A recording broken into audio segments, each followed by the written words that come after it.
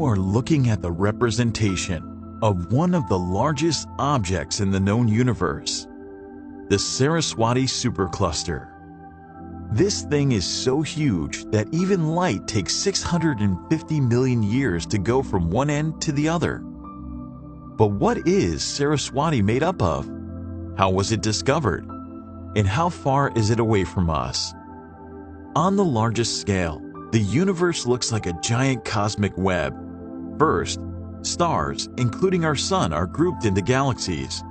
Then, the galaxies are clustered into galactic groups, bound together to form galaxy clusters. When these galaxy clusters occasionally merge, they create the largest structures called superclusters. They can contain baryonic masses of up to trillions of times the mass of the sun and stretch over tens to hundreds of megaparsecs. Thus, they trace the most extensive scale structure in the universe, comprising dozens of galaxy clusters. Saraswati is one such supercluster, recently discovered by a group of Indian astronomers from Ayuka and Isar in 2017. This cosmic structure is named after the Hindu goddess of music and knowledge, Saraswati. The supercluster is 4 billion light-years away. 1 light-year is the distance that the fastest entity in the universe, light, travels in a year. It is approximately 6 trillion miles. This means the light we see from the supercluster was emitted 4 billion years ago, when the Earth was in its cradle. You must be wondering how such a massive supercluster was discovered, and what questions and solutions it poses to the scientific community. Stay with me. The discovery of Saraswati was made with the help of extensive spectroscopic observations over a large band of the sky, called Stripe 82. Later on, statistical methods were used to spatially link galaxies, eventually revealing the Saraswati supercluster. It contains more than 40 confirmed galaxy clusters and is surrounded by vast galactic voids. The most massive clusters inside Saraswati form a wall-like array with strong filamentary features, which evolve with time.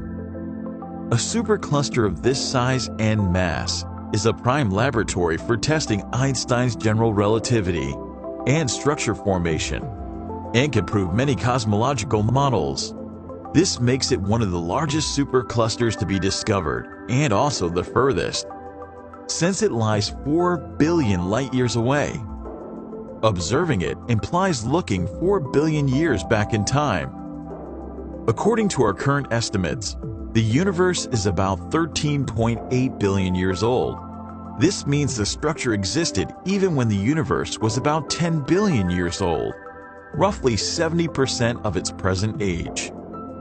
Now that's a puzzling fact. According to present theories, it is difficult for such a colossal supercluster to have formed so early in the universe's lifetime. Cosmological simulations tell us that finding such an extensive and massive structure is very unlikely. Moreover, the redshift of 0.3 places Saraswati near the region called the cosmic transition, meaning a change from matter-dominated universe to a dark energy-dominated universe. Isn't it just fascinating? Yet another thing connected to dark energy. So what now? You must be wondering what else is left. With great discoveries come great scientific techniques to look into the physics behind them.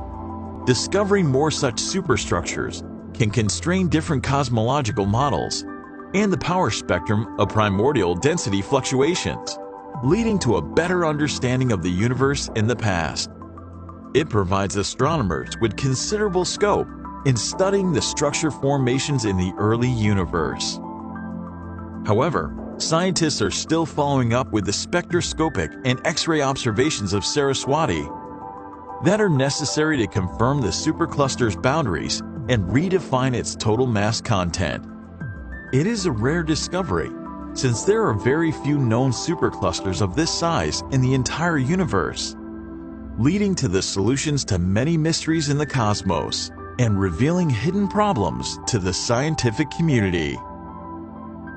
If you're interested in studying astrophysics at home, Make sure to check out our Basics of Astrophysics series, the link to which is given in the description. This series explains everything at the most fundamental level, from the EM spectrum to telescopes, and from the birth of stars to the formation of black holes and galaxies.